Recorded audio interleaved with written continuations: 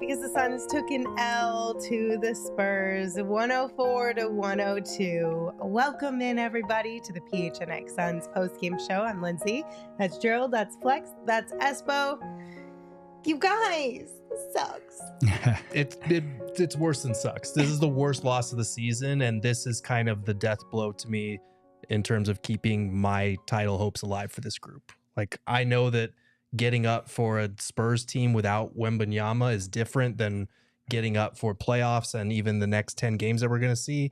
But this is an inexcusable loss for a team that has been talking all about we need to find our sense of urgency, all this stuff like we want to climb into the top 4 or 5 spots in the West.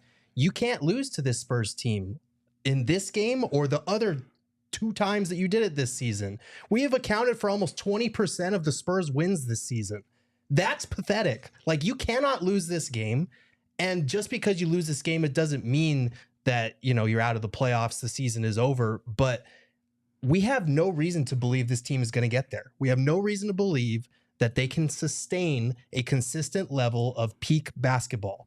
They have it in them, but they don't do it. They don't have that urgency. They got outplayed by a Spurs team that had no reason to want it more than them tonight.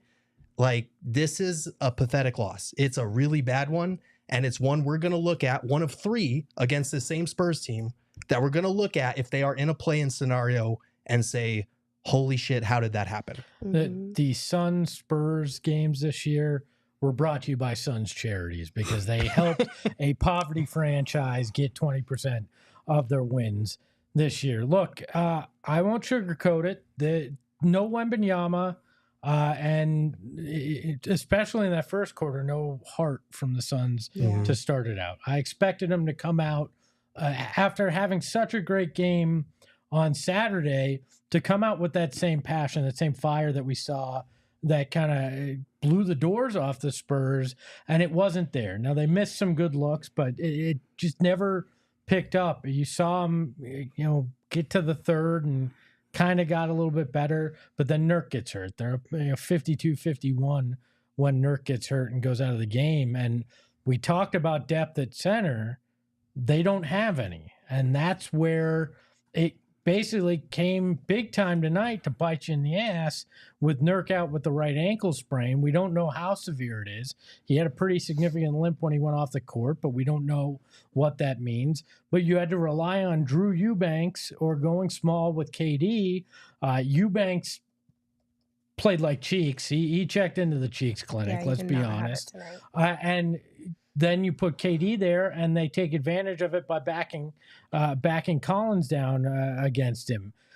That's what worries me most is Nurk's injury, whatever's going on with Beal's finger, that kills whatever momentum you had, as does this loss. But those 2 injuries in particular dramatically change the complexion of even being able to pull out of whatever happened tonight in San Antonio, because you're now looking at a possibility of going Wednesday into a game against Nikola Jokic, the likely MVP, and the Nuggets without Nurkic, with Drew Eubanks as your starting center, or some weird, small ball lineup with KD at center. That's the cherry on the shit sundae tonight is that you're now looking at that, and God knows what's going on with Beal. I hope it was just a jammed finger, but we saw him taping the 2 fingers together. Yeah, his ring finger and his pinky finger were being taped together on his right hand. Yeah, and he never came back in after that point. So the loss hurts. Those 2 things concern me vastly more than what happened on the court tonight. Yeah, I mean, listen, the loss is inexcusable. They came out flat. They played with their food.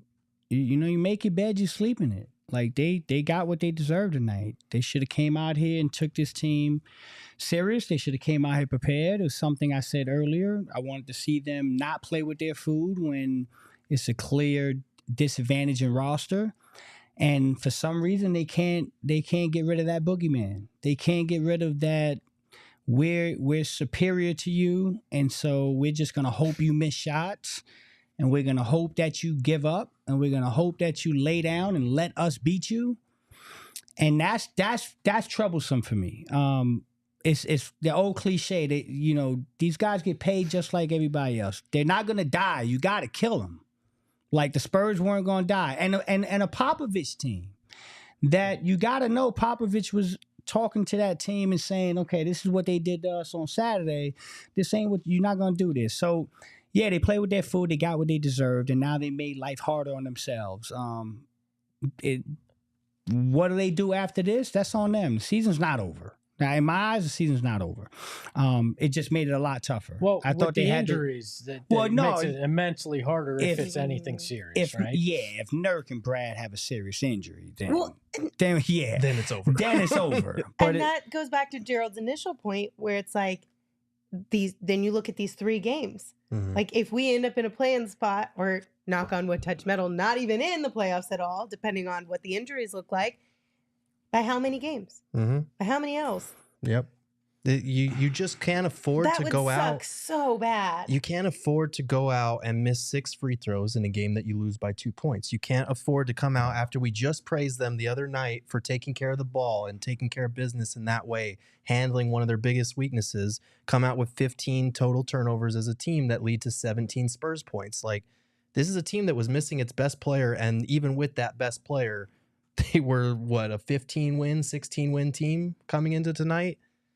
There's just no excusing this loss, man. And I know it's not, they still got 10 games to play and whatever, but it is really, really hard. Even the most optimistic person, it's really hard to look at this team with the way that they play so inconsistently and be like, yeah, I could see them putting it together, because right now they've given us very little reason to buy into that. And that's the really crappy part about this, because is there a scenario in which they do flip that switch and turn it on and have an exciting and fun playoff run? Absolutely. Mm-hmm. Do you feel confident in that? Absolutely not. That's what sucks. And now we have to wait.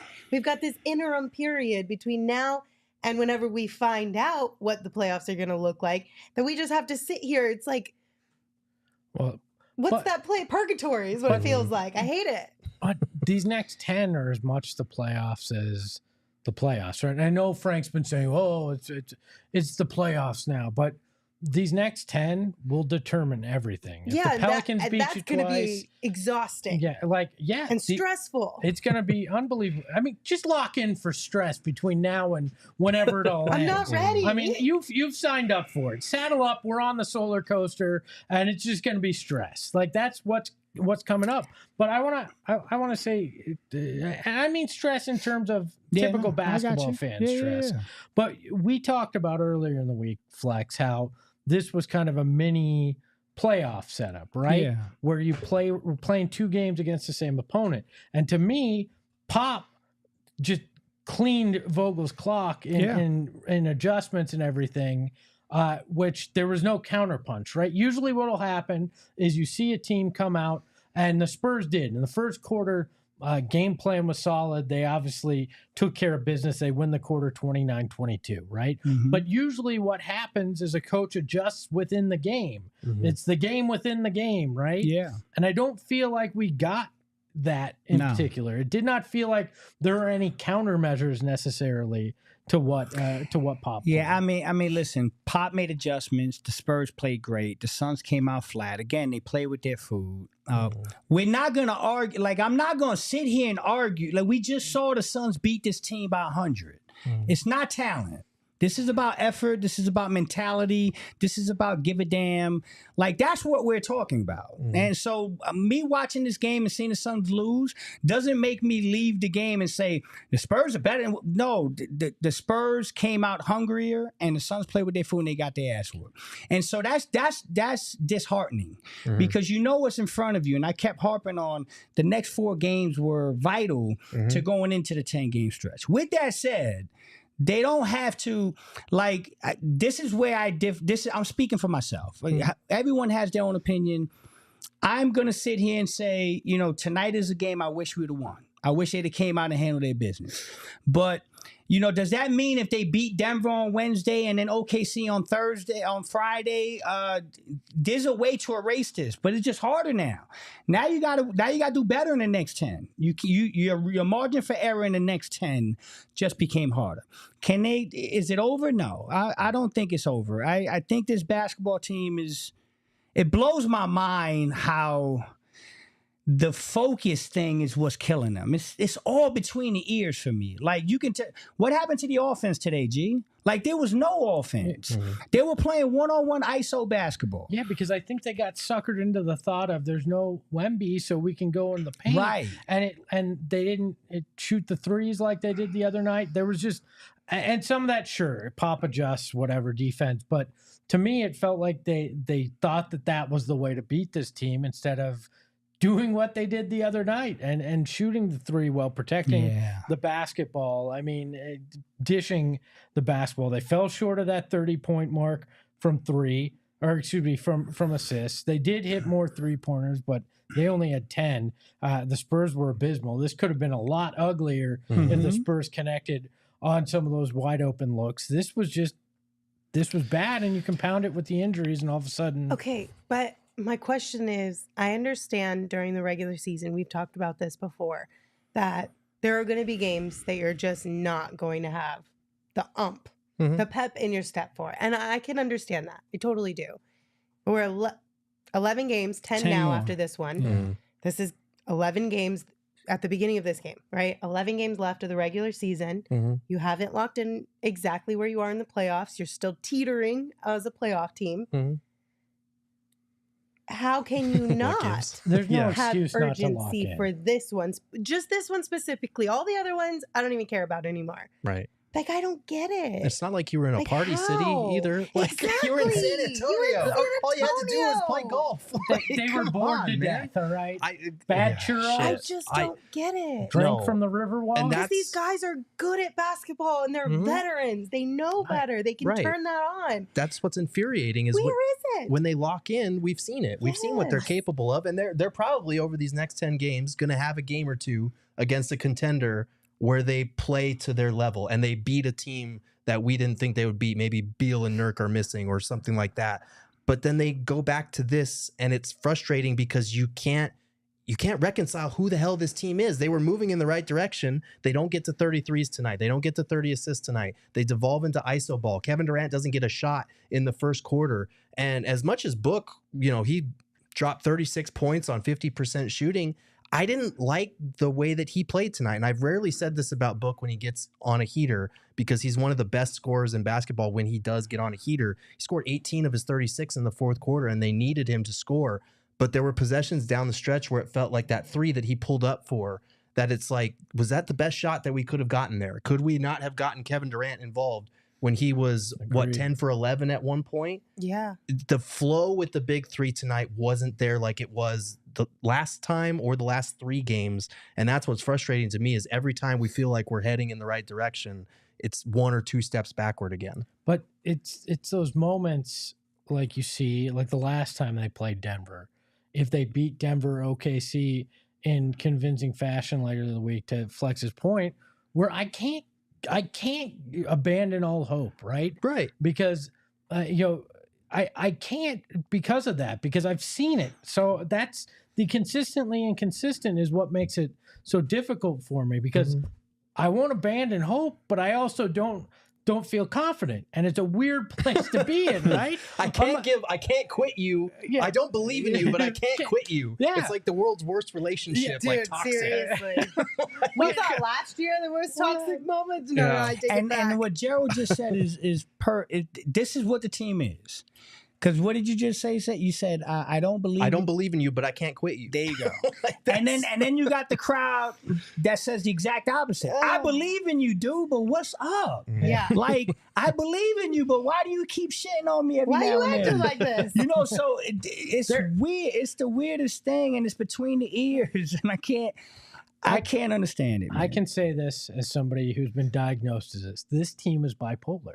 Yeah. All right, I don't say that No. besmirchingly. Yeah. I say it lovingly. This team is bipolar. You cannot understand who's showing up, and even the fight for being fired up. Some nights you're completely fired up, and other nights you just don't show up in terms of the energy level that you thought.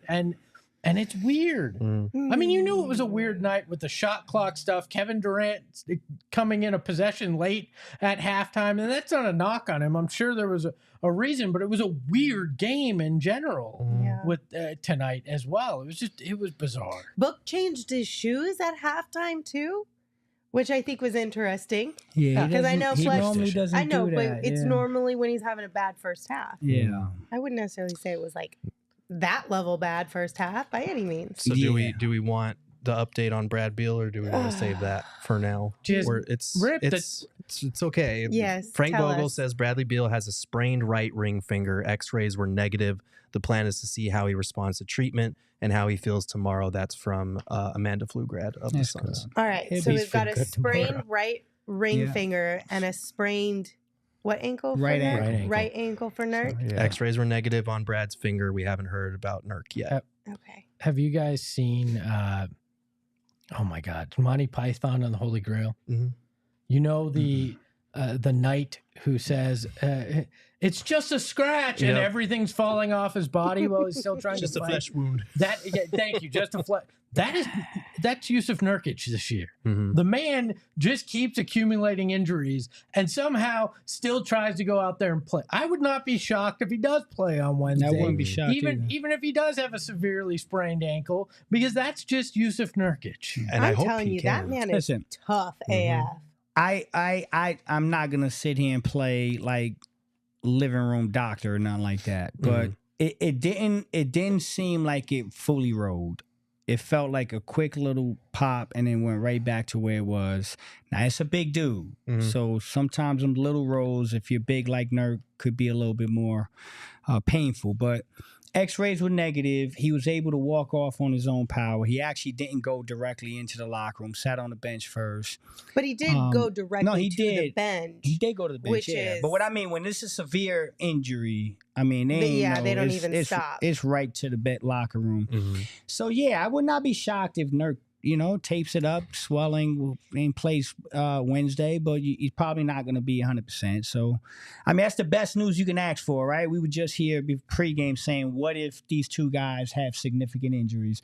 Well, one has a light, possibly a mild ankle sprain. The other one has a sprained finger. I mean, now it's a shooting hand, though. Yeah. It is a shooting hand. So that's a little worrisome. I've had a lot of my fingers sprained and jammed, and I can't shoot with tape. So if you put tape on my fingers, you might as well take me out the game. I can't shoot.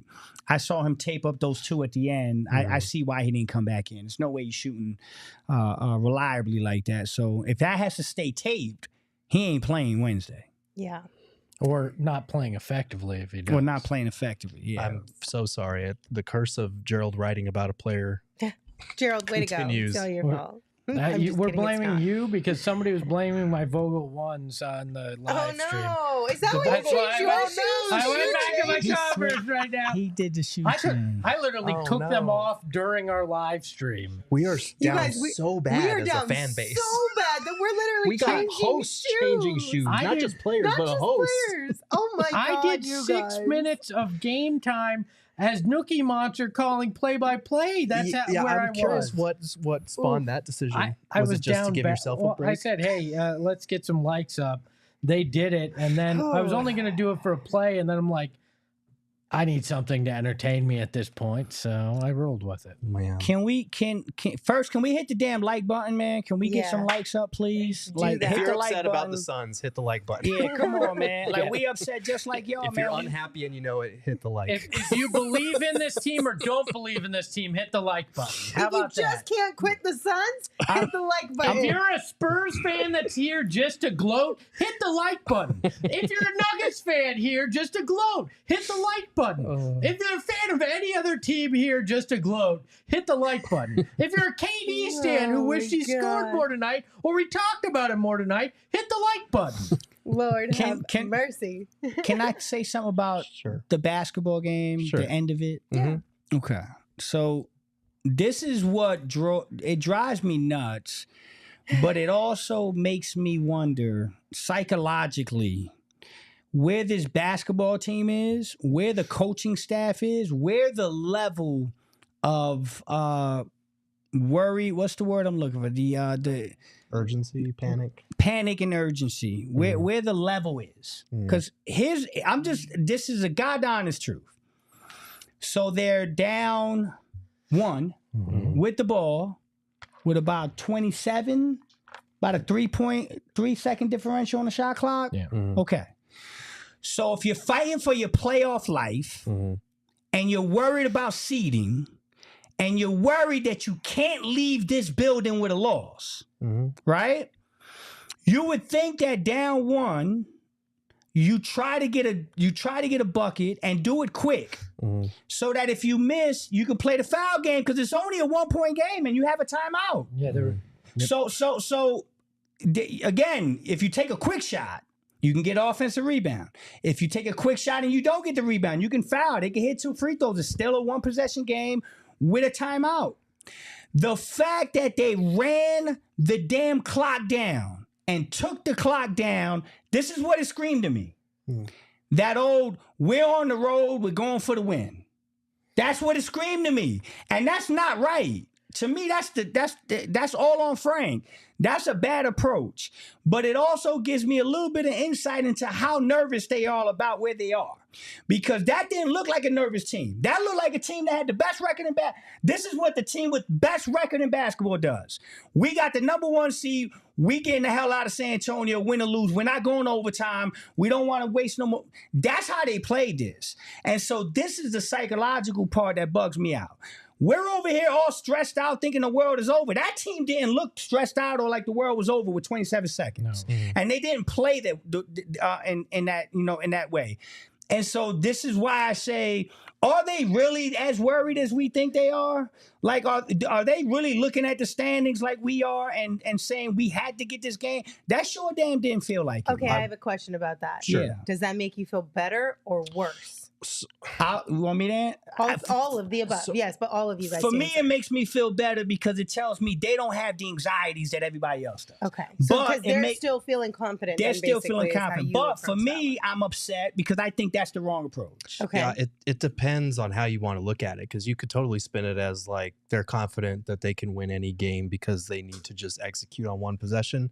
It's a good quality to have as a team, but from where I'm sitting, it's more like their general approach to the game, a game like this that they couldn't afford to lose. That's like, well, we can come out and half-ass the first quarter, and we got 3 more quarters to turn it around. We've done it before. This is a bad Spurs team. They don't have Wemby. We'll turn it on when we need to. And like I've been saying, they don't have the continuity or the familiarity or the reps together to be a switch-flipping team like that. They're not the Miami Heat when their big 3 could flip the switch. They're not Steph Curry and the Warriors in their prime that in the third quarter they flip that switch. They don't have that familiarity with each other. This is a team that needs to execute and be locked in to get to where they want to go, to make up for the continuity disadvantage they're going to have against whatever team they face in the playoffs. And they don't approach it that way. They approach it as a team that's already accomplished something. Like you said, they approach it like a team that's already locked up the number 1. They approach it like the 2022 Phoenix Suns that won 64 games and were like, yes, we know that we can beat a team when it's clutch time, when it's our time to execute. And they're not that team. They haven't shown us that they can be that team consistently. So it's worrisome. The last possession to me, I felt like KD got a good look And then Book, you know, he kind of had to force it on the ensuing offensive rebound, but it was still a decent look. That's not my problem. Though? My problem, why what? Why not take the time? Why no time out there? Because you're saying they're confident, and I get that, but the smart you mean team after the offensive rebound? the smart team takes the timeout because I don't know about that, because a lot of times if you get an offensive rebound, you got a lot of times rotating, it's a broken play and you get a decent look. Like, it didn't evolve that way, obviously, and Book missed the shot, but if he makes that shot, we're praising Vogel for not calling a timeout and throwing things off. That's I don't think the timeout makes or breaks you there. I think my biggest issue was just their general approach this entire game. It's frustrating to watch. Yeah. And to your point, if he makes that shot, and this is where I go back all the time. I say, I do not live and die with wins and losses, because there's context in between all wins and losses. Had the Suns won tonight, we'd be saying the Suns won 4 in a row and KD hit a big game-winning shot. That's cool. That doesn't erase the 47 minutes of garbage. Yeah, no, I still would have been upset about that. Right. You know how I feel about the 3 of the Spurs. last 4 we've done this for. If they had won tonight, it would have been 3 of the last 4 that we said, yes, they won, yes, they took care of business. But it wasn't pretty. It didn't make us feel better about the turnover issue or the defense or the ability to just stay freaking healthy. Like, it's always one thing. This team can't catch a break, and they don't give themselves an opportunity to have a break. Like, tonight should have been that, and it wasn't. Yeah, I'm going to go home, watch the film. But I can't for the life of me think why they didn't try to get a shot up, I don't know, within that 10 to 15 second range with 27 seconds. And just play basketball. To run it down, that was very odd, man. You do not see teams that are 6 in the conference and quote unquote fighting for their playoff life doing things like that. And so, I think you don't want to give them too much time on the clock after your first shot. I think you either go right away to get the 2-for-1, and we know how this team has been with its 2-for-1s, which are not good. So there's 27 seconds. There's 29, so you could have gotten a quick shot up and tried to go for the 2-for-1. But like, you either go right away or you got to whittle down as much clock to make sure you don't give them too much time to set something up. And it was a 2-point game, right? So yes, they were down 2. So the foul game gets risky there because you got to shoot 2-for-1, right? 4. You got to hope one of them misses. So right? We also weren't get it, but exactly great from the charity strike tonight either. No, it was atrocious. So Can we put the numbers and talk about that? Well, we'll get to that. Oh, we get to it. Yeah, we're going to talk about the numbers here in just a minute, but I would say the only positive thing that came from tonight's game was that I hit my bet and Espo didn't. If Espo would have hit his bet, he would have been up $700. Rejoice, everyone. Yay! Rejoice. Don't you feel better now? Lindsay's Shout out still to the BetMGM Sportsbook app. Lindsay's still $340 behind me. I am, but guess what? I have taken second place away from Saul Bookman. Watch out, world. I can celebrate that. That's so fine. Espo has 413. I have 67. Saul has 28, and Flex is at the bottom of the deepest, darkest depths of the ocean. I'm below the Titanic. I was on the Titanic. I'm below the Titanic. It's okay. You're in Flex. the Mariana Trench at this point. I believe in We you. haven't explored those depths But don't yet. ever jinx me again like you did tonight.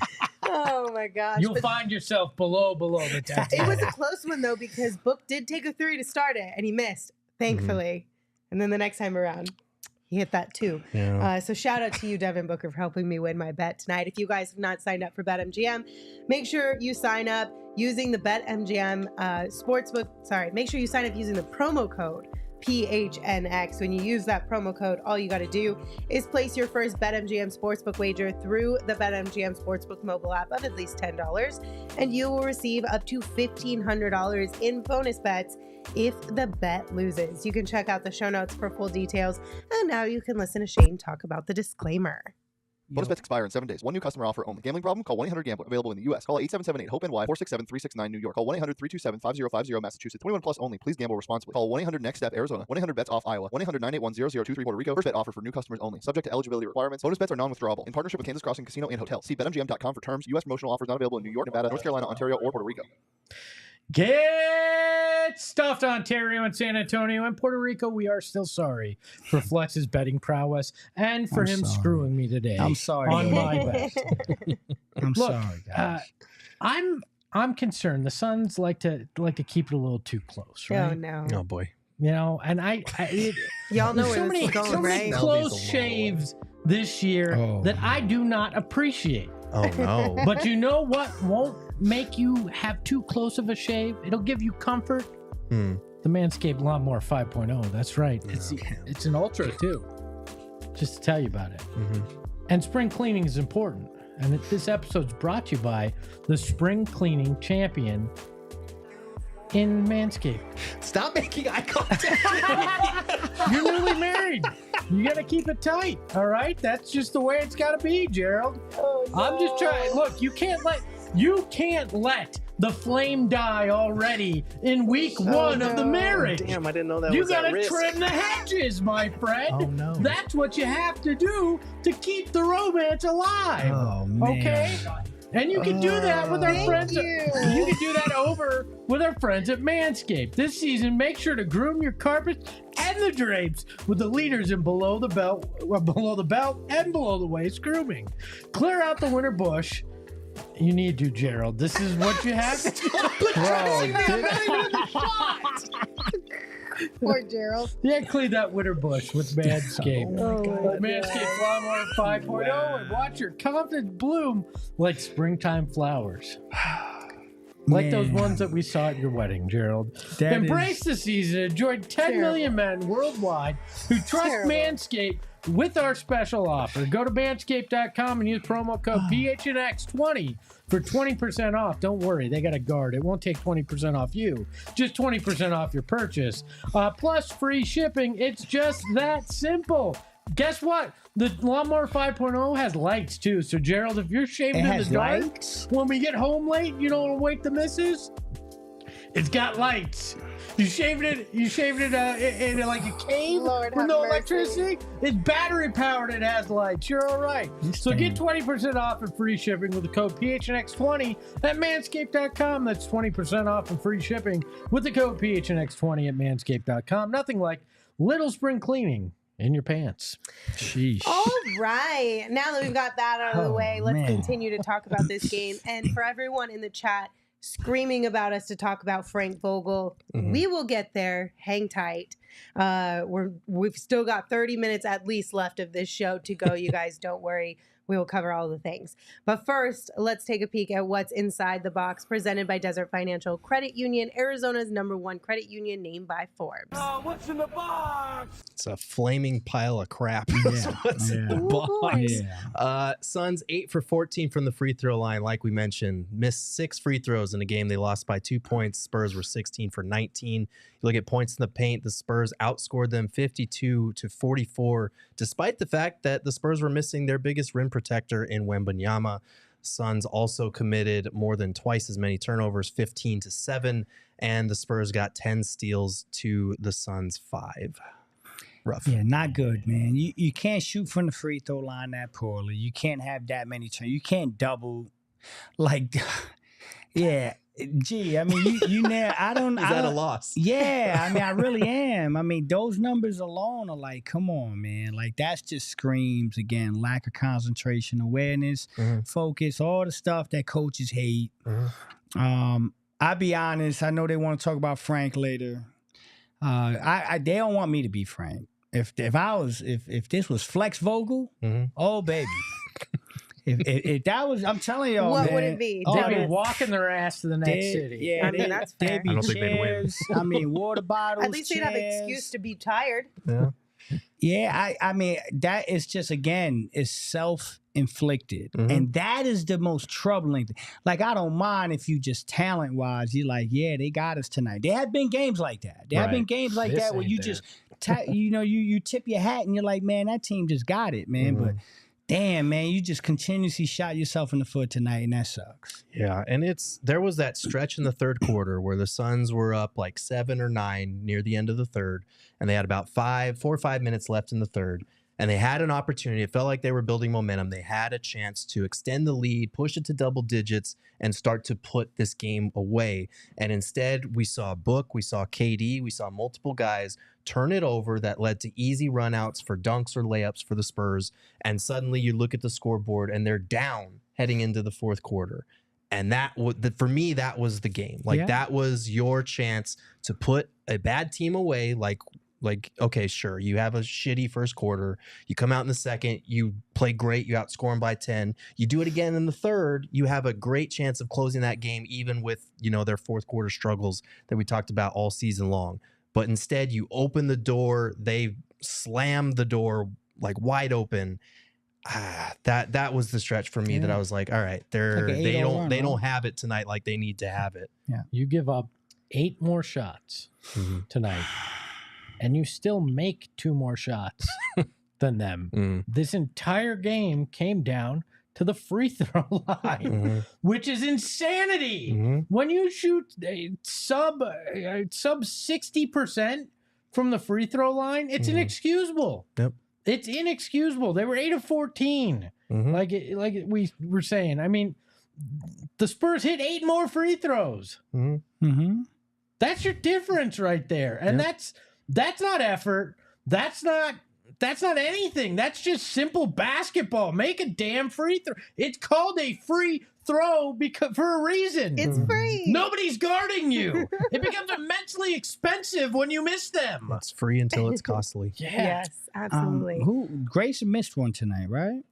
I feel like everybody missed. Durant missed 1, Nurkic missed 2, Grayson missed 1, Book missed 2. Yeah. There's your 6 misses. And you, I mean, 4 your starters. Like 4 your starters. Yeah, that's the game. That's tough, man. Yeah, that's brutal. All right, guys, let's take a peek at some of these super chats before we continue on here. First and foremost, we have one from Psycho Blue. Thank you, Psycho Blue. They sent us $10 and said, Texas got us again. No matter what team, no matter what year, Texas owns Arizona in sports and especially basketball. And of course, there were injuries too because Texas. Yeah, I've had enough of that state. Tex ass. Yeah. I like that. There you go. All that needs to be said. Get stuffed, Texas. Honestly, though, God, I hate you. Don Davies sent us one. Thank you, Don. They said all these battle-hardened vets, and yet they do shit that high school teams shouldn't do. This team is a circus. I'm over it. We ain't winning anything. Again, I can't write it off, but I can't not understand the comment either. Yep. You said the word purgatory. Yeah. I am in purgatory That's what right it feels now. like, right? Because I have hope and I don't know why, and I don't know why I can't give it up. But also, we could wind up in the bad place. This is the definition of insanity, is the same thing happening over and over and expecting different results. But we have seen different results. It's just, we have. Just not enough in a row, not sustained long enough. And every time we get close to it, somebody gets hurt again. And we're back to square one with, okay, well, how are we going to make up for Beal being out? Or how are we going to make up for Nurk being out? And it's like, we cannot catch a break. Even when they do play well, we can't catch a break on the injury front either. So, like I said this 2 weeks ago, I think now, I don't think this is the Suns' year. And I said then, I think there's still a scenario where they put it all together and they win. I don't see it at this point.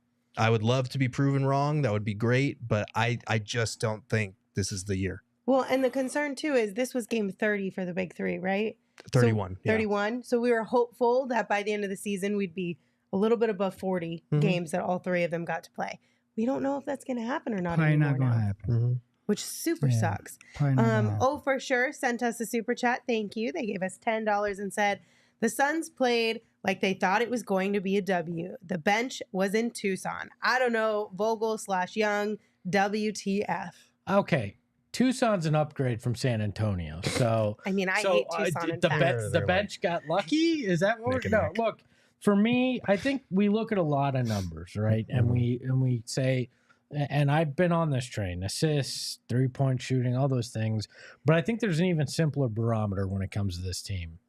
Eric Gordon. Eric Gordon, 24 minutes, 1 of 4, 2 points. This team's not going to win when he has a game like that. You need at least 8 points from him. You need a couple 3-pointers. You need something from him. And we see these nights where he completely disappears off the face of the planet too. And that's not giving a free pass to Durant, Booker, Beal, any of those guys, but simply we know how little the bench actually has, right, on most nights. And Eric Gordon's the guy you brought in thinking would be the consistent piece, regardless of what's going on your bench. Yeah, and that's the thing, though, is like Gordon, like he makes one more three, it's a win tonight. Yeah. Just mathematically. But like even with him going 1 for 4, his attempts and I think Grayson's attempts are usually a good indicator of how well the ball is moving, how much they are swinging it as opposed to devolving into the ISO stuff. And you look at Grayson, he only took 5 shots, had 6 points. Eric Gordon took 4 shots, had 2 points.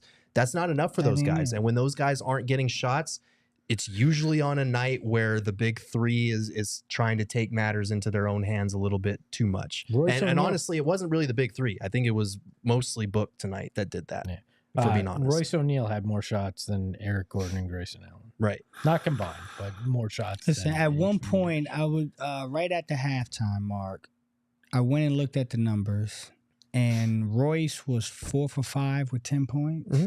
He had a good Finished game. with 12. No, but my point being, at halftime, besides Royce, there was only one other shot from a bench player. Like, I mean, you saw it all night. They reverted back to what they've been doing a lot this year. And they play with their food and they got what they deserve. Right? It's pretty simple, man. If you play Phoenix Suns basketball and you move the ball and the ball's popping, you're gonna give yourself a good chance. And I think he nailed it. I think it's easy to look at the box score and you look at Grayson Allen and Eric Gordon and you get a good barometer of how good the Suns are playing or not. And the numbers don't lie tonight. So is it fixable? Yes. When the hell are they gonna do it? I don't know. Here's what I would like. Last thing on this, you could be positive. If you want to be positive, if you want to say I still believe, that's cool. Say you still believe. If you want to say I don't believe anymore, that's fine too. Don't believe.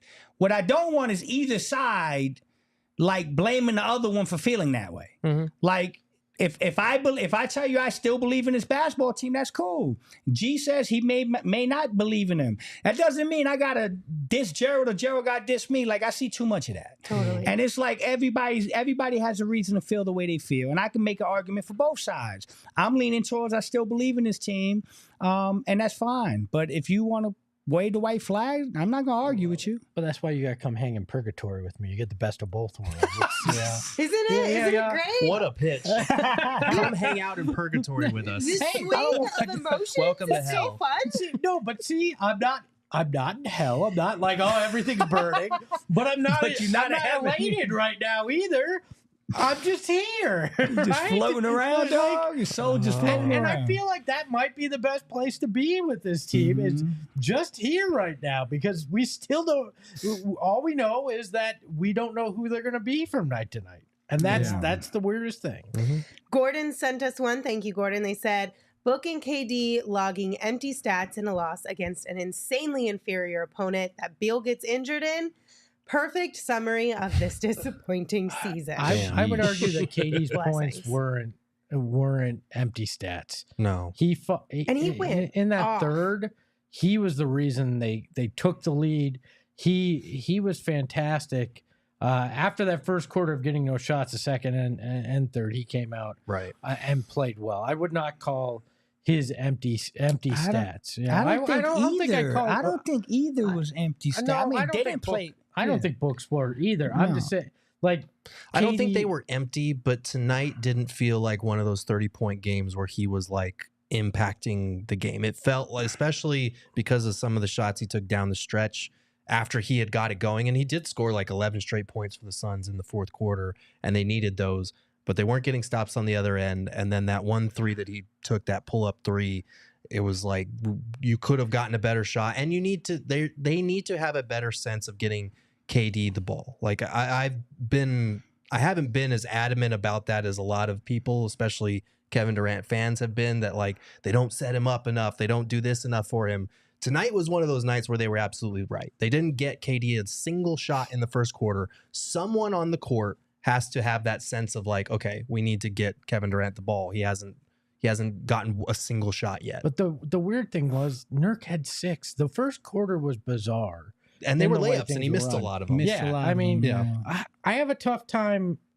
Look, and call me whatever for saying this, but Book had 36 points, 6 rebounds, 4 assists, 3 blocks. The only thing, could he have been better shooting 3? Yes, he was 3 of 10. But he had bounced back pretty strongly. The 5 turnovers is where that's the problem. The one thing that I go, okay, this is where I have the problem, because that's difficult, and probably that 1-3. And I'm betting even he'd say, you know what, maybe I shouldn't have taken that one. But I have a tough time getting on him either. He shot 50%. Like, I don't know how, because we say Kevin Durant wants to be in that 15 to 19 range shot wise. He said he had 17. He had 29 points. It's not. I get the first quarter, but like I said, the first quarter was weird. So I don't. 11 shot difference is a lot, though. Yeah, I'll say that. Agreed. And over the last 2 games, I think there's like a 20 shot differential, which is a lot over a 2-game stretch. And again, I don't think Booker played bad. I do think his approach tonight wasn't what they needed out of this particular game, especially like we said, Allen and Gordon's production is usually a pretty good indicator of how well the ball is moving. I didn't feel like it was moving that well, especially in the first quarter and the fourth quarters where he kind of took over. I would have liked to see make the defense work a little bit, especially on a night where it's pretty much Book and KD against the world, if you look at the stat sheet. Yeah, so, I mean, to answer this question, I don't think KD or Book's stats were empty tonight. Like, I thought they both did what they were supposed to do in a large chunk of the game. Now, there are parts of the game where I think both those guys can get some things back, right? I think that pull-up 3, the Book 3 that we're talking about, was them duck hunting, correct? You got Zach Collins on an island. Everybody spread out. It's almost like the team is inviting Book to take advantage of that. I think they should, if they can relook at that and do that over, you want to get that back. The turnovers, the ones at half court where you're not even getting the ball to half court, that can't happen. So I don't think it was empty stats. I think there were parts of the game that I think they could have done better or had better shot selection. But don't look at the whole game. I mean, Nurk missed a shit ton of layups. He missed free throws. Brad Beal missed 2 layups. There was just a lot of weird stuff going on in this basketball game. And so to point at KD and Book solely, I don't know if I'm with that. Especially if if they don't play the way they played. I mean, what do we lose by 15 then? Based on the way the game went, I got a hard time pointing at those 2 guys tonight. I also think we saw the ball move a lot over the last couple of games. Really, that was Brad Beal. That's a good point. I mean, the other night it was that. a season high 12. That's a good point. Tonight, assists for him. That wasn't that Brad Beal, right? Good point. And so I don't think he had an assist in the first quarter, if I remember correctly. I'll tell you right now. He finishes with 6 of them overall, and so no first quarter assist. So, to me, that's part of it as well, because you started to build somewhat of an identity with Bradley Beal being that guy that's dictating the offense, that's helping the ball move around. He's not that tonight. Then we see the ISO ball come back into play again with both guys. I mean, we saw Kevin back on the block doing those things, Devin pulling up and doing things. This is such a delicate, for lack of a better term, ecosystem with this offense, where if one of these guys, in particular Brad tonight, isn't that guy, this doesn't work. Yeah, and I feel like that's where we're at. Yeah, I mean, and they're a top heavy team. They need all 3 guys to be operating at a high level for them to reach their ceiling, and even apparently beat a team like the fucking Spurs. Without Trey sent us one. Thank you, Trey. They said, can we please stop calling this lazy ass, careless, effortless team contenders? Flex, what positives are we pulling from this? Optimism is over. I'll speak for him, because we've talked about this already, and I'm someone that I don't believe they're going to win the title this year. But I I'm not going to blame anyone or judge anyone for still holding on to hope, because like we've been saying, they are capable of playing at a high level. I don't think that they've been able to sustain it for long enough, and I don't think they're going to get the requisite reps together to do it against playoff tested opponents that have been together for longer.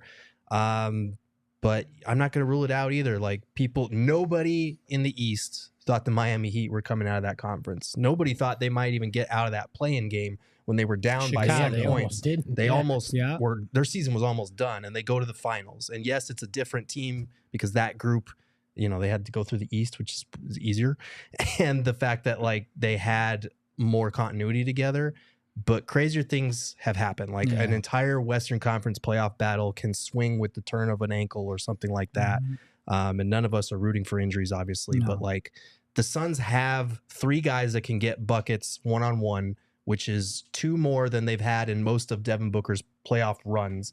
Because we saw it with Chris Paul. When you have 2 of those guys in that 2021 finals run, you can be dangerous in a playoff scenario. They have 3 of those guys. So you're hopeful that all this mismatch hunting that we see during the regular season, which isn't conducive to regular season basketball, will translate better to the playoffs when you need to hunt for pigeons on pretty much every possession. Can I real quick? Go ahead. Sure, no, go ahead. No, you good? Mm-hmm. I want to make this clear. Contenders. Like that was what the super chat said, right? Can you please stop saying contenders? Now, I want to be clear. What's the definition of contenders? Having the ability to play to go to a championship? Is that a contender? I think they probably mean like a serious threat to win the title. Like right, very likely. Like right now, I would say the contenders are Boston, Denver, Milwaukee. Yeah. Okay. Houston, maybe LA. I guess what I want to make clear is I believe in this basketball team. I believe they can still contend.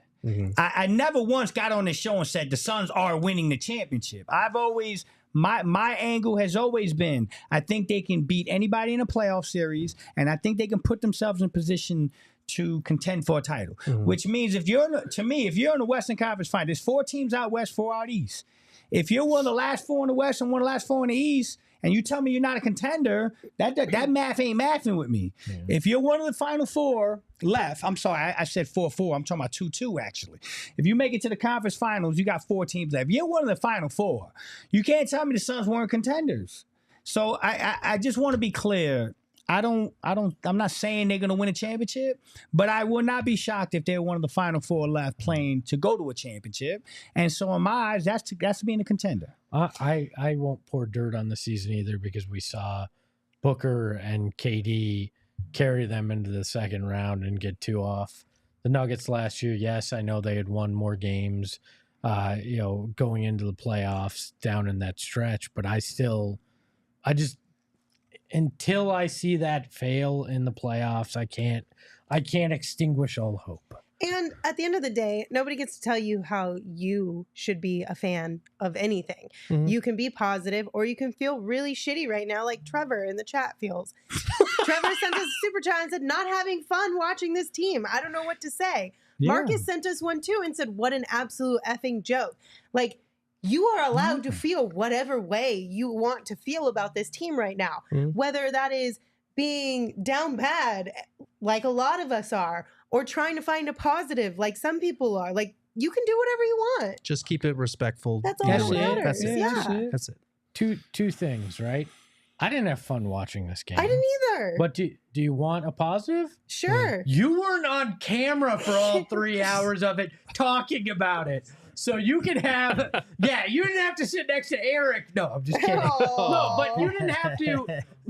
You didn't have to be on camera and watch it and talk about it in real time. That was difficult. So yeah, all I recommend is maybe just grabbing some Four Peaks beer, because then at least for certain you're going to enjoy something during Suns games, because all of Four Peaks beers are absolutely delightful, including their brand new beer, the Bad Birdie Juicy Golden Ale.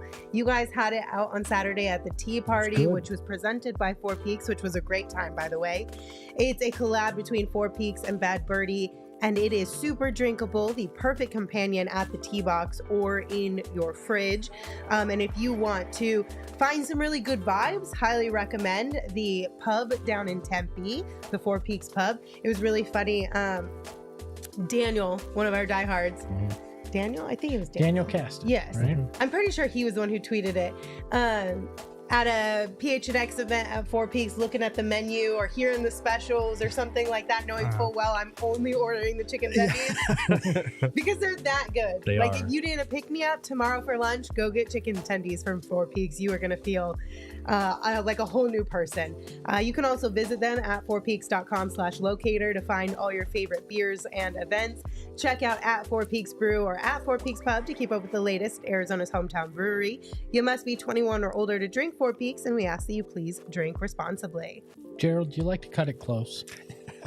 Again? I'm about to say again. No, if you need last minute tickets to events, I mean, do you like to procrastinate is what I'm saying. Yes, I said procrastinate. yes. Let's go down this path. All right.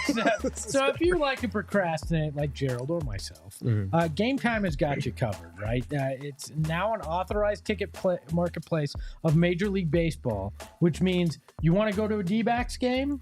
They got a way to get you in, even if you wait until the very last minute. And you're probably going to save some money if you do. It makes getting tickets even faster and easier. Prices on Game Time app actually go down closer to first pitch. It's just that simple, right? So We love being rewarded for procrastinating around here. especially on this show. Yes. With killer last minute deals, all in prices, views from your seat, and their lowest price guaranteed, Game Time takes the guesswork out of buying tickets for MLB games. And that's what you want, because if I'm going to go take my hard-earned money and my time, which is almost as valuable as that hard-earned money, I want to make sure that I'm getting the best deal. So make sure to use the Game Time app, take the guesswork out of buying tickets, download the Game Time app, create an account, and use the promo code PHNX. And you know what? I like you guys so much, I'm going to give you $20. And by me, I mean Game Time's going to give you $20 off your first purchase. Terms apply. Again, create an account and redeem the code PHNX for $20 off. Download Game Time today. Last minute tickets, lowest prices, guaranteed, and flex. No, I won't give you a loan for whatever that other segment is we do. All right, guys, before we dive into more super chats, let's go ahead and talk about the coaching. I know that is a huge topic right now in our chat. I'm sure on social as well. A lot of people calling for Frank Vogel's job. How are you feeling about the coaching situation? Oh man, this is tough because on the one hand, Vogel has not had a full deck for most of the year. And you brought in a defensive-minded coach and gave him Jusuf Nurkic and Drew Eubanks as his defensive anchors. Like, I think we wanted to buy into Vogel fixing everything on the defensive end. And to be fair, in the half court, they are still a borderline top 10 defense, despite all the injuries that they've had. But there does feel like a disconnect at this point between what the team says, what he says, what the players say, and what they actually are. You know, they talk about wanting to play faster. They talk about we're going to clean up the turnovers. They talk about we're going to have a sense of urgency, but it doesn't translate to the court. And I'm struggling how much of that falls on Vogel and how much of that falls on the leadership of the big three to set that tone. Like it's all of them. They don't play the way a team fighting to get out of a play-in spot should be playing. They don't have that sense of urgency and desperation that you need. They rely too much on their talent. They rely too much on the fact that we can outscore you. We have the firepower to get back in any game, and they don't have the right mentality. And so I think if you want to point to the coaching, I can't really argue with you because I truly don't know how much of this to pin on Vogel and what starts at the top. And the fact that like in a superstar driven lead, there's maybe 1% of coaches in the NBA that are able to harness talent like that and get them to play their asses off on a night in, night out basis when they know that they have more talent than their opponent most of the time. See, and that's something that Go To Tech Reviews in his super chat brings up. They said they came in expecting to win, which is a coach L. Yeah, I mean, again, I don't know how much of this. I think everyone at the top is responsible for that. I think Vogel, I think the big three, I think everybody on the bench is responsible for coming in with that type of mentality. and it starts with those 4 guys at the top. So yes, if they fall short in the playoffs, if they go home in the first round, or God forbid lose in the play-in, like Vogel's probably going to be the fall guy for that. And I can't argue with it. This is why when everyone was calling for Monty Williams' head, I said, okay, I understand it. After 2 back-to-back embarrassing playoff exits, you can't go out in elimination games like that.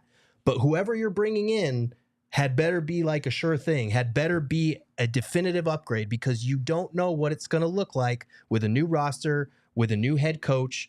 And I feel like we're kind of seeing that a little bit. I'm still not 100% convinced he was the guy that they wanted, right? The dance took so long. We heard Kevin Young's name for a full week, right? We had people dropping hints that was kind of where they wanted to go. Mm-hmm. And instead they go with Vogel, a defensive-minded coach with an offensive-minded team, because, well, you could sell it on championship caliber, right? The guy's the first head coach in Phoenix Suns history to have a championship under his name when he was coaching this team. And to me, what frustrates me is we saw an example of a coach and a team last year in the playoffs in the Clippers and Ty Lue, where they played well above their talent level because of a lot of the changes and different things. And you see some of this, and how much of it's on Frank, how much of it's on the team, I don't know. But I think you're definitely going to have to sit down and have some serious thoughts, depending on how the playoff run goes, on what your future looks like. Can you have this roster and play with a defensive-minded coach? Did Kevin Young's system work, or did it not work because of your personnel? What is going on, and diagnose it, because there's going to be big decisions you're going to have to make if it doesn't go the way that I mean, you're not going. It's not going to go the way you fully hoped, I don't think. But if you don't have a good playoff showing, that's going to be, you're going to have talk of change. Yeah, man. I'm not so hard on Frank. I mean, listen, I think to Gerald's point, the first thing, he's a defensive-minded coach that was not given defensive tools. No. Okay, so that's number one. Number two, they said, well, we're not going to give you a defensive tools, but we're going to give you an unbelievable amount of offensive tools. Mm-hmm. And they ain't been around all year. Like, so you ain't got the tools on defense. The big high-scoring firepower offense that you promised me has missed a lot of time. We're only at 31 games with the big 3, that offense. Mm. When I look at the film, I look at Kevin Young, when the Suns are running their offense, Kevin Young's offense is fine. Mm-hmm. Like, I don't have a problem with KY's offense. I think it's good. It's just a matter of how often are they actually going to run the damn thing, right? I go to a game. My biggest example was a game. Was that Atlanta, where I talked about how KD and Booker were on the bench, and I think you had Beal, Nurk, Bobo, Grayson Allen, and Royce on the court, right? Mm-hmm. And that team was forced to run Kevin Young's offense because you don't have the firepower. So you look at that stretch and you're like, why can't the other guys run the offense like these guys? And it falls back to you go into ISO ball, you believe in your talents. And last thing I'll say on this, guys, you know how hard it's got to be for Frank Vogel to have to coach those 3 guys? And I don't mean this in a negative way. I'm saying you're talking about Kevin Durant, Brad Beal, and Devin Booker. Those guys are so damn talented. I think Frank came in and said, well, I did it with Bron and Anthony Davis, so I might be able to do it.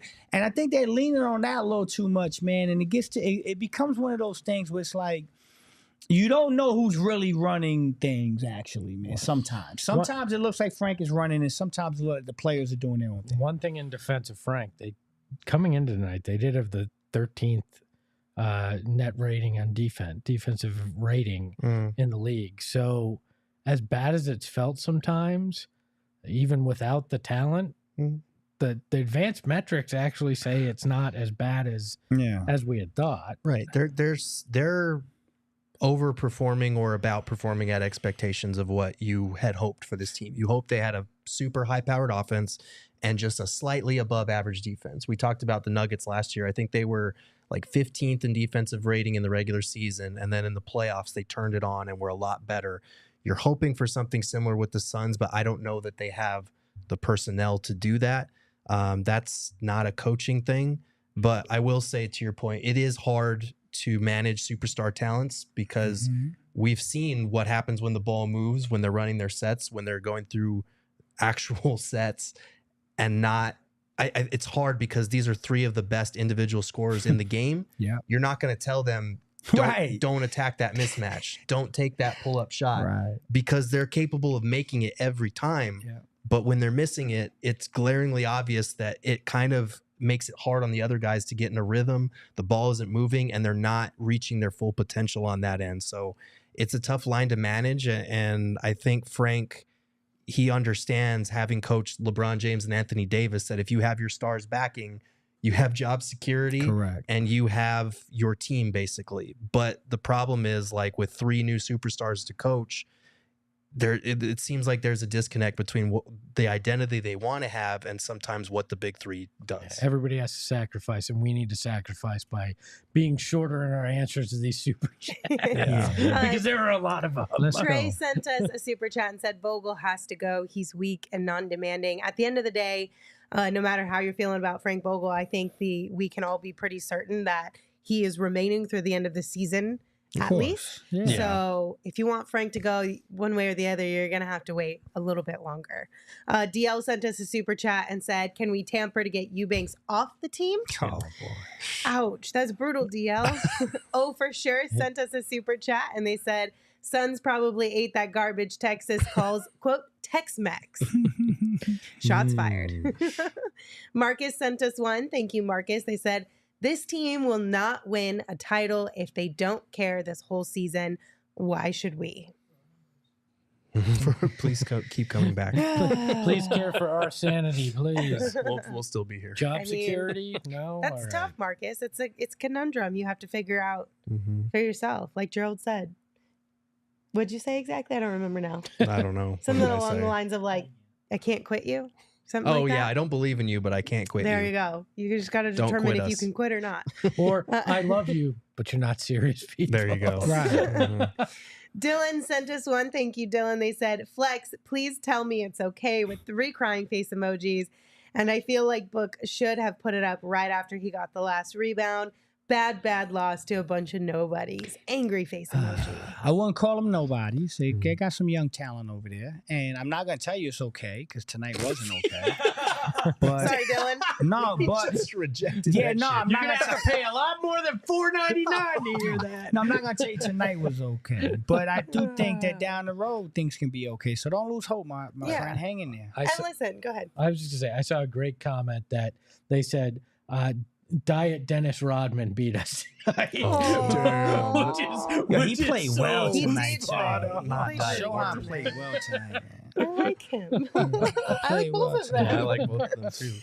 But listen, if you are feeling real down and you need to get outside, you need to touch some grass, do it with the Arizona Lottery, because right now the Arizona Lottery is introducing a unique new ticket and promotion called Arizona Adventure. So you can get out and explore Arizona, and you can win entries to win $1 million in cash and Arizona travel prizes. Like, they want to hook you up, okay? So there are 3 ways to play and win big. First, you play Arizona Adventure Lottery tickets featuring 3 iconic landscapes. You've got Cacho Peak, Monument Valley, and Camelback Mountain. And those tickets have prizes up to $50,000.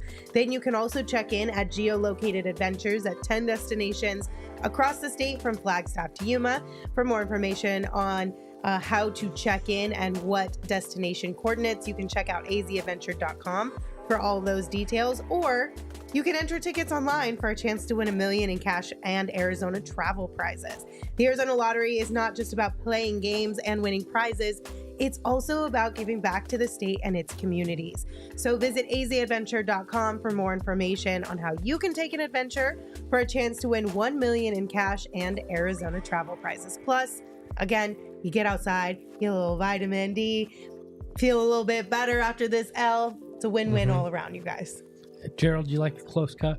I cannot stand you. You did it again? I got no Oh, transition man. here. It just felt like I needed to bookend it. You know what?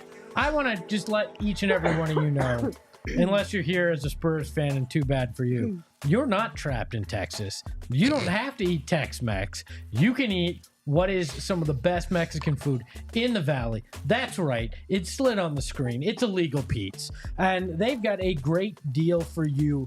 It's patio season, and patios mean beer. You can get that vitamin D while getting your beer on. There you go. You know, or a margarita, because Illegal Pete's has the strongest margarita in Arizona. It's been tested. It's had fights. It's strong, all right? So irresistible drinks, mouth-watering food that will fill your heart's desire. I mean, that's good food if it can fill your heart's desire. Illegal Pete's is here to bring you a win with their legendary sound check deal, bringing a ticket stub from any ticketed event. Like, does my daughter's recital count? No. I mean, it says ticketed. If I have a ticket, does it count? I'll have to find out. You gotta ask. Bring in the ticket stub from any ticketed event. Get a draft beer or house margarita for 1 penny. That's right, 1 cent, which is more than Flex has in our bennies. Ooh, shots fired. Illegal let's Pete's go. wants to celebrate with you, whether it's pregame or postgame party. They got you covered on all your game day needs. Must purchase an adult entree to redeem Illegal Pete's sound check deal, so no buying a kid's meal, Lindsay.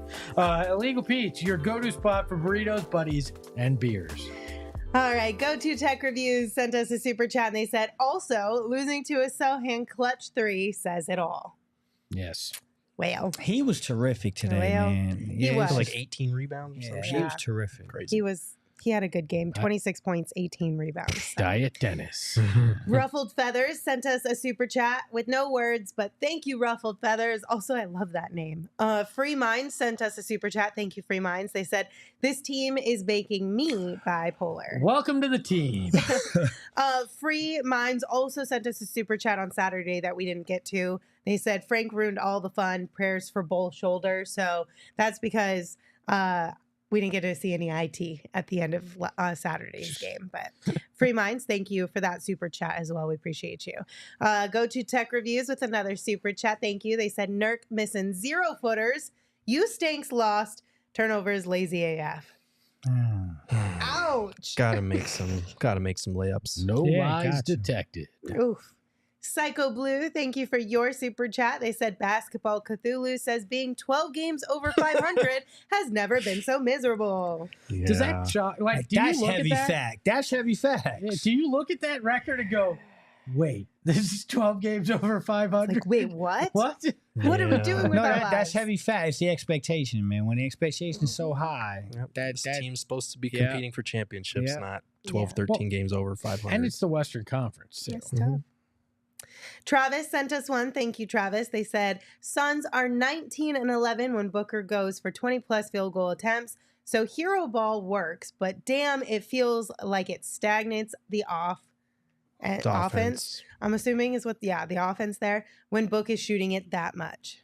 Yeah, I mean, 28 feels like a lot, and it felt like a night where KD should get a few more. Yeah, but 100%. But I don't think Book is looking to shoot 28 a game. They want to be around 22-ish. Lindsay, do I have to read this one? Yeah, I think Yeah, you do. maybe. I don't know what it says, but I'm assuming if you Oh, laughed like that, you okay. should absolutely read it. I'd like to make this very clear. These words are Mario Not Bros 2 and not my own. Quote, Suns are basically Amber Heard. Looks good on the outside, but will shit the bed from time to time. Oh my God. Turnovers will determine how far we go in the playoffs. End quote. Once again, that was Mario Not Bros 2. Mario! Keep it PG, my guy. I mean, it kind of technically was, but still not quite. I mean, it did come from legal transcripts, so I mean, listen. next one. Mirage sent us one, and they said, most times KD is at the top of the key. Bad things happen. That seems like a scheme. Oh man, I don't. They got to take better care of the ball, Yeah, no nobody matter where they was. are, because it happens sometimes when he gets doubled on the wing too. I don't know. Yeah. Just take better care of the ball. Trey sent us another one. Thank you, Trey, for all the super chats tonight. We appreciate you. They said the game came down to effort, not free throws. It could be both. That's they missed fair. 6 free throws. Both can be right. They were sub 60% from free throws. It's not one or the other. It could be both. Both could be right. Yeah. All of the above. Tim from Phoenix. What's up, Tim? They sent us a super chat and said, I have never been more frustrated watching his Suns team. This team makes it so frustrating to root for them.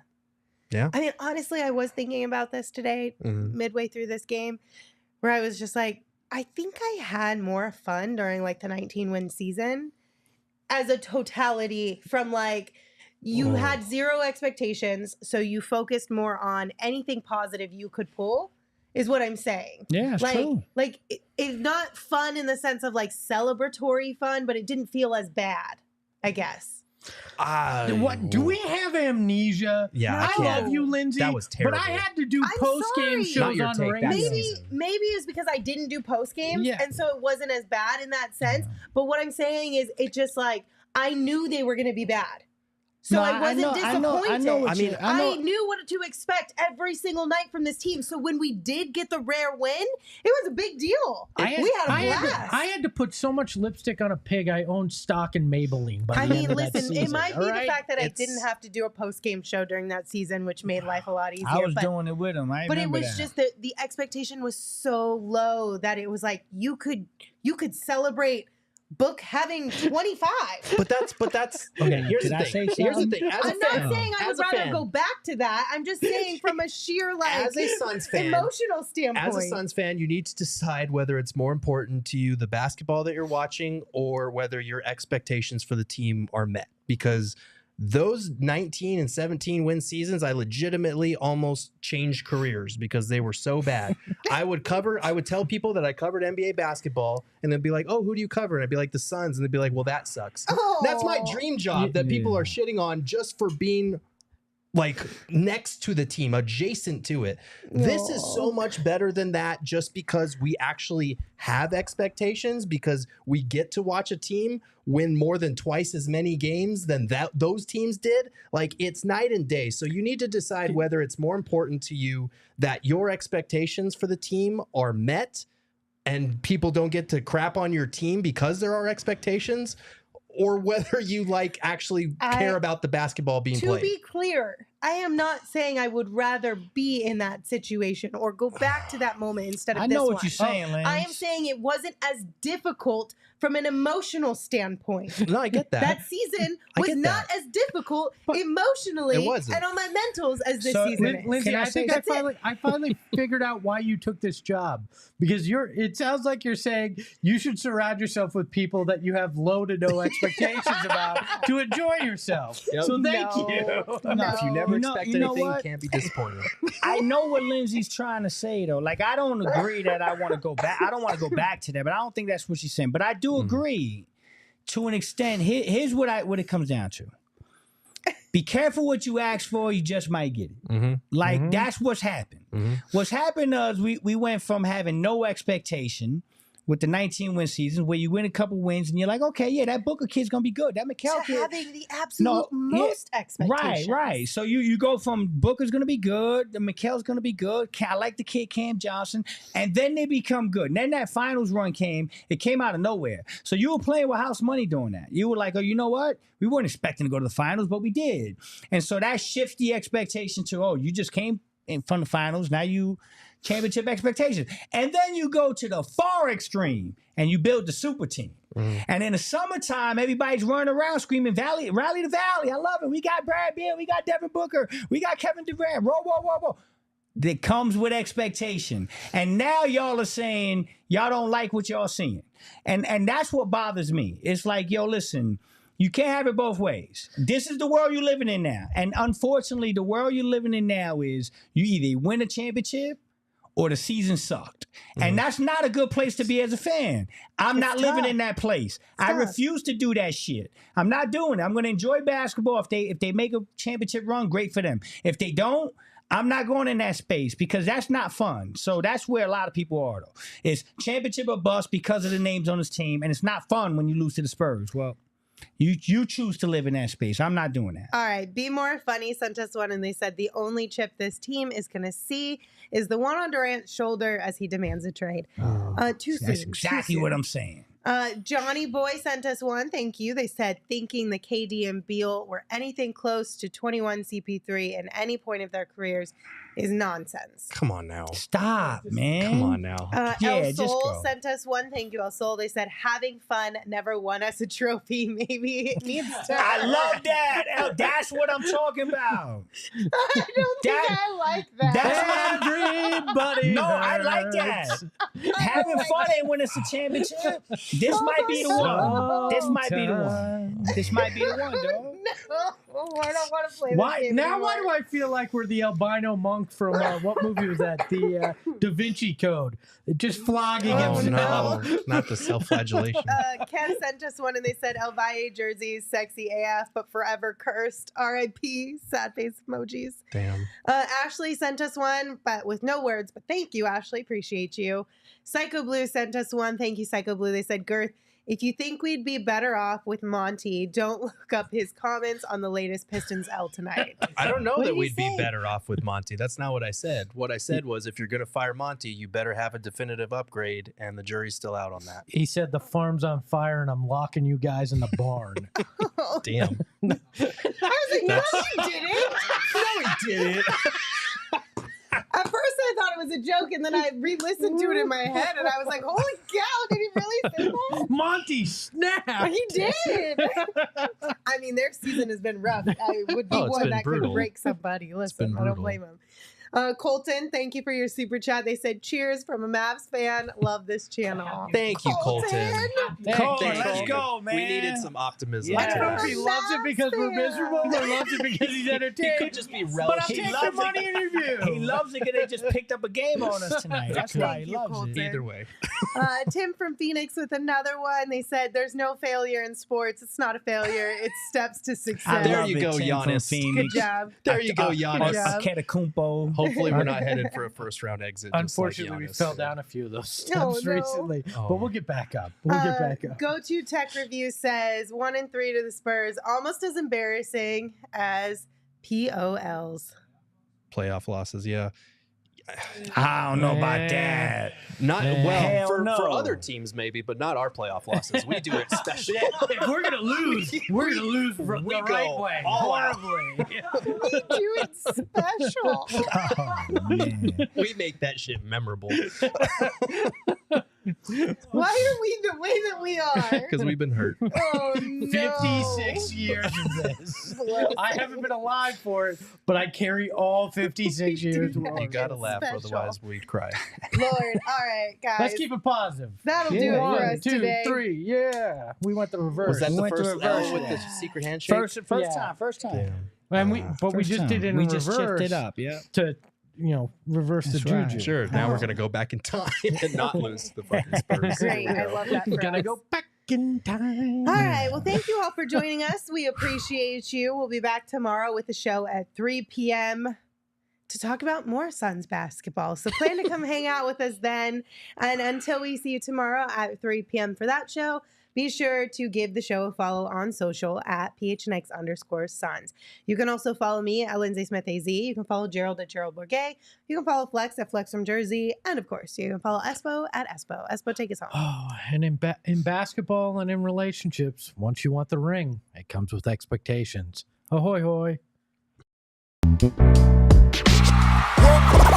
all silly like the mayor.